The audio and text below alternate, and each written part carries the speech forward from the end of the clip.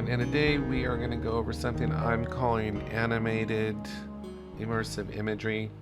And this is one of those things in the verse programming language. There's something called a vary specifier, and you use it for a function where given the same input you'll have a different output, and that really applies to this situation because there's so many variables involved with this. I'm just kind of giving you the general controls and the concept, and then you can play around with it yourself and figure out where you want to go with it, because there's just so many variables involved and there's no set way to really present this, because I don't know what photograph you're going to use and I don't know how you might want to manipulate that to get a certain look out of it. I'm just going to show you what the key controls are. So tip number one to get started with this is you need a photograph. So the photograph, the tip I have on the photograph is it should be something that's bold and striking, but it could literally be any photograph you want. So generally the cooler the image, the cooler your final result will be. So this is the image that I'm using, and actually I created this image in LightWave. So get yourself an image, something bold and striking. And then what we're going to do is we're going to jump into LightWave, and like I said, I'm just going to go over some of the key settings for this. So we're really going to be taking advantage of the textured environment light. So we're going to go into lights, properties, and we're going to switch up here from the environment light, and we're going to turn off use global and time dependent. And then we're going to right click here and go to textured environment and double click into this. These settings don't matter there. Go into texture. We have an image map and we just need to load an image. So this image is loaded. What you can use as kind of a reference is this box down here, this window down here. It kind of shows you what you'll be seeing. And the cooler this looks, the more unified this looks, the better your final image will probably be. So this looks pretty blocked out right now, so this probably isn't something that I would want to use just yet. So the first thing I'm going to do is I'm going to switch the projection to spherical, and you'll see right away how we're getting something different. But you see this line here? That's something that we probably want to get rid of. So there's different ways you can try to get rid of that line. So we'll just play around with some different techniques. So you can adjust your texture axis here. And so it looks like if I go on the Y, that actually does a good job of getting rid of that line. So it looks like down the Y is not a bad way to go.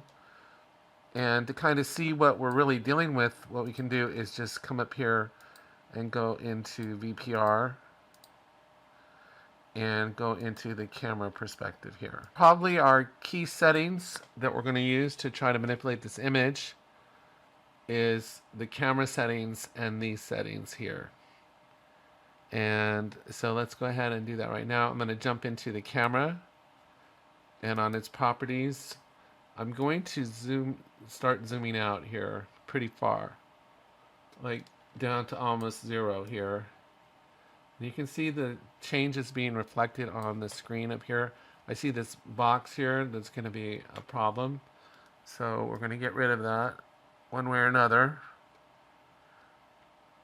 because I can't really do much with this line in the way. So what I have to do is start trying to figure out which one of these adjustments I can make to basically clear this line out of here.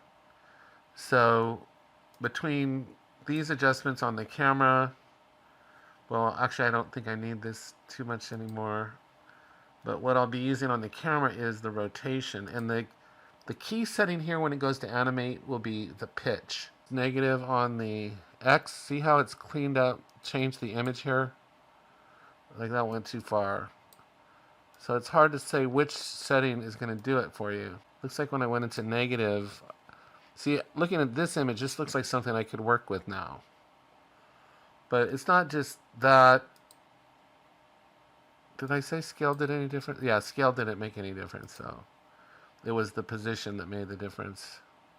So I have to just adjust these kind of things here just to see what I get over here.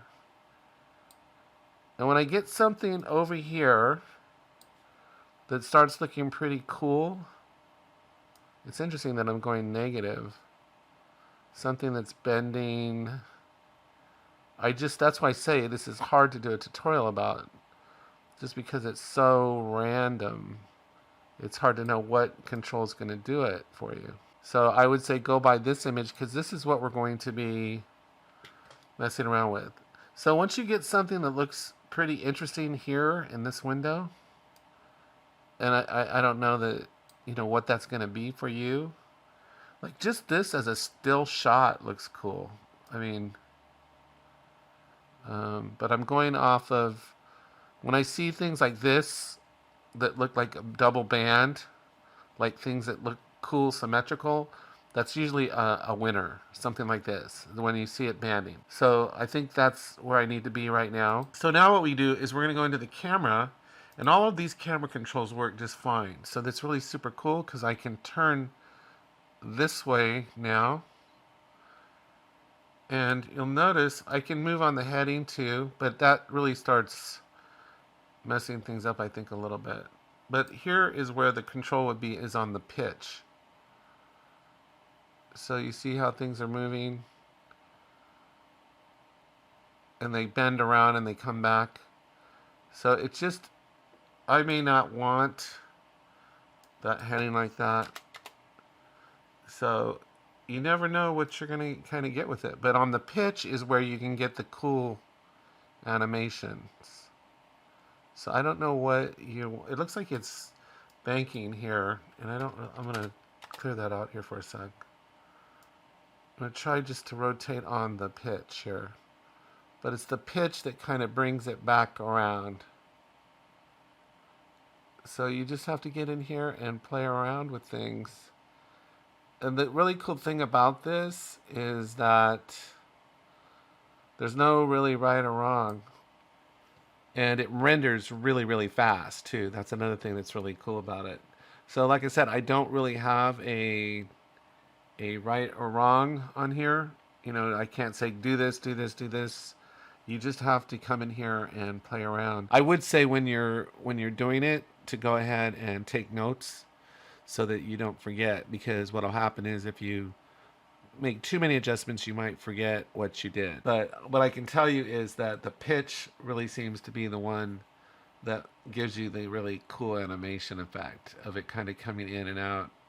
This one seems to be spinning around a little bit more. So I'm just wondering one thing here real fast. Let me go back into my textured environment here and see if I had animated anything else here. So like I said, I might not have wanted to do the Z here. So between these two, you just keep playing around with them, and you'll see you'll start getting these animations. So just play around with the different values until you get something that, you know, is cool. Just the single frame images are cool. I hope you found this helpful. Take care, have a great day, and I'll talk to you next time.